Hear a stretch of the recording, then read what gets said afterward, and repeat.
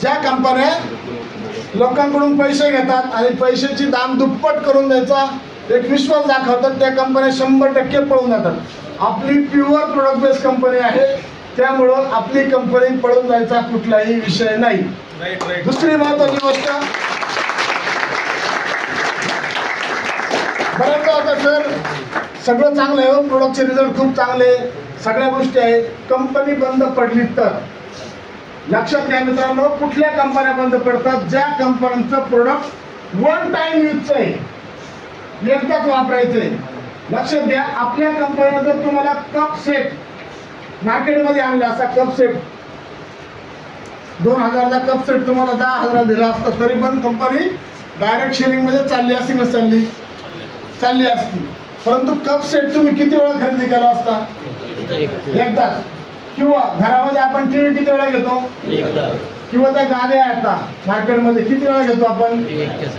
ज्या कंपनीचे product one time यूजचे असतील त्या कंपन्या 100% बंद पडणार। वन टाइम यूज, एकदाच वापरायचं, त्यानंतर आयुष्यभर वापरण्याची गरज नाही, अशा कंपन्या बंद पडतात मित्रांनो। परंतु आपली कंपनी जी आहे, अपना जो कंपनी है, इसका प्रोडक्ट जो है हमको डेली लगने वाला बराबर ना, क्योंकि हमारा किसान भाई जो है वो इस देश का पोशिंदा है, और जब तक खेती होती रहेगी दोस्तों, तब तक अपने प्रोडक्ट उनको लगते रहेंगे और जब तक इस धरती पे हम लोग खाना खाएंगे, किसान जब तक जिंदा रहेगा, हम लोग जब तक जिंदा रहेंगे, तब तक अपने प्रोडक्ट लोगों को लगेगी और तब तक प्रोविजन चलेगी। यस। और बोलते हैं जब तक चांद सूरज रहेगा तब तक हम भी रहेंगे, तब तक प्रोविजन रहेगा, क्योंकि हमारे प्रोडक्ट जो है वो लोगों की नीड है। हेलो, लोगों को लगने वाले हैं, नीड है, खाली हमको लोगों तक जाने का है। दूसरी बात दोस्तों, अशा बऱ्याच कंपन्या सर मार्केटमध्ये लय कंपन्या येतात आमच्याकडे। आज तुम्ही येत आहे म्हणजे काय आम्हाला नवीन नाही, रोज आम्हाला फोन येत आहे, शेतकरी पण विचारतात, रोज आम्हाला फोन येत आहे।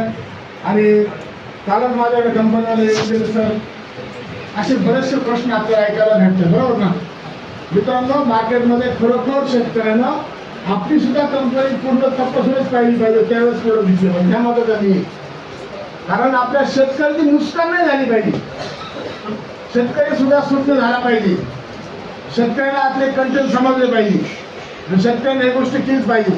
बघा मित्रांनो, बऱ्याचशा कंपन्या मार्केटमध्ये आहेत, परंतु बऱ्याचशा कंपन्या ज्या मार्केटमध्ये आहेत त्या कंपन्या फक्त आणि फक्त पैसा लावतात आणि पैसा कमावतात, त्यांना शेतकऱ्याचा कुठला कळवळा नाही, त्यांना शेतकऱ्यांवरती काम नाही करायचं। आपली कंपनी म्हणजे शेतकऱ्यांचा उत्पादन खर्च कमी करून उत्पन्न वाढवणार, बरोबर ना।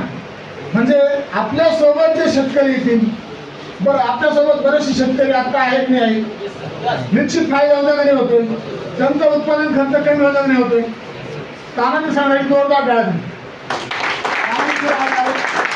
मित्रांनो। इतके सुंदर अप्रतिम प्लॉट तुम्ही बनवले, द्राक्ष असेल, ऊस असेल, डाळिंब असेल, खूप सुंदर सर, शेतकरी बिलकुल समाधानी। म्हणजे लक्षात घ्या, बऱ्याचशा कंपन्या जरी मार्केटमध्ये येतात की प्रोव्हिजन कंपनी थोडी हटकेशी, आपण त्या शेतकऱ्याला प्रॉपर त्याला गाईडलाईन करतोय, त्या पिकावरती आपण जाऊन प्लॉट व्हिजिट करतो। बऱ्याचशा कंपन्यांपेक्षा मार्केटमधली ही जी कंपनी आपली आहे ही वेगळी कंपनी आहे, लक्षात घ्या। आणि त्यातल्या त्यात आपण काय करतोय, शेतकऱ्यांच्या मुलांना उद्योग बनवतोय। मला सांगा, तुमचं माझं अंतःकरण एकच आहे, आपल्याला वाटतं शेतकरी फसला नाही पाहिजे, आपण शेतकरी, बरोबर ना। आपण ज्यावेळेस सांगताना त्या व्यक्तीला समोरच्याला आपण ज्यावेळेस प्रोडक्ट देतो मित्रांनो, तर ज्यावेळेस आपण प्रोडक्ट दिल्यावर प्रोडक्ट देण्या अगोदर आपली मनात अवस्था जी आहे, याला रिझल्ट येतो का नाही, याला होतं का नाही, ही असते। ज्यावेळेस आपण प्रोडक्ट देतो त्याला रिझल्ट त्याला फोन केला, सर एक नंबरवर काय का रिझल्ट आला, तर त्यावेळेस मला समाधान वाटतं की वाटतं, बरोबर ना। म्हणून अशा बऱ्याच कंपन्यांपैकी प्रोव्हिजन एक अटकेशी कंपनी आहे। आणि शेवटचा जो प्रश्न आपला इथं आहे की कंपनीचे प्रोडक्ट क्वालिटी, मित्रांनो लक्षात घ्या, कुठल्या कंपनीचे प्रोडक्ट क्वालिटी चेंज होते, इथं पण चेंज होतो नाही असं नाही. ज्यावेळेस कंपनीची खूप मोठी ग्रोथ होते त्यावेळेस प्रोडक्टमध्ये चेंज केला जातो. पण तो चेंज कुठे होता लक्षात घ्या. एखाद्या कंपनीची सुरुवात जी कंपनी दुसऱ्याकडनं प्रोडक्ट बनवून घेते, समोरच्या व्यक्तीला, आता लक्षात घ्या परत सर काय सांगत असं आपल्याला, हा जर पेन आहे किंवा ही जर वस्तू आहे माझ्याकडची, ही वस्तू जर मी तुम्हाला 300 रुपयाला सांगितली आणि सेम वस्तू जर तुम्हाला 270 रुपयाला भेटली, तुम्ही कुठली घेणार? 270 मध्ये, बरोबर ना? कारण का दिसायला सारखीच आहे, सेम टू सेम आहे, कंपनी पण तीच आहे. लक्षात घ्या. परंतु त्यातले जे इन्ग्रेडियंट्स आहे हे आपल्याला समजणार नाहीये. ज्यावेळेस एखादा मॅन्युफॅक्चर करून एखाद्या कंपनीकडून ज्यावेळेस कंपनी प्रोडक्ट बनवून घेते तर त्यावेळेस सुरुवातीला त्याच्यामध्ये इन्ग्रेडियंट्स खूप चांगले असतात आणि नंतर त्यातले ॲज इट इज सेम असल्यामुळं, समोरच्याकडून बनवून घेत असल्यामुळं त्याच्यातली क्वालिटी कमी होते. मित्रांनो, प्रोव्हिजन इकोकेअर प्रायव्हेट लिमिटेड ही कंपनी कुणाकडूनही प्रोडक्ट बनवून घेत नाही. सगळं फॉर्म्युलेशन जे आहे आपल्या कंपनीचं आहे, त्यामुळं प्रोडक्टची क्वालिटी कधीच चेंज होणार नाही. उलट याच्यामध्ये ॲडिशनल क्वालिटी देऊन प्रोडक्ट जास्तीत जास्त टॉपचे कसे होतील हे आपण शेवटपर्यंत quality product provision Ecocare private limited.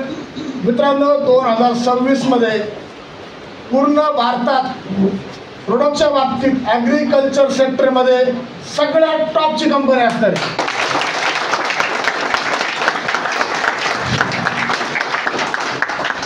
आणि आनंदाची गोष्ट एक सांगतो मित्रांनो, बरेचसे टॉपचे नेटवर्क तुम्ही बसलेले आहात.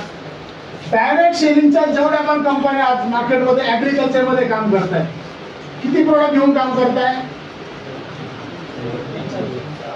7-8. जास्तीत जास्त 10, बरोबर ना? लक्षात घ्या मित्रांनो, 1.5 वर्षाची कंपनी आपली आहे, 32 प्रोडक्ट मार्केटमध्ये.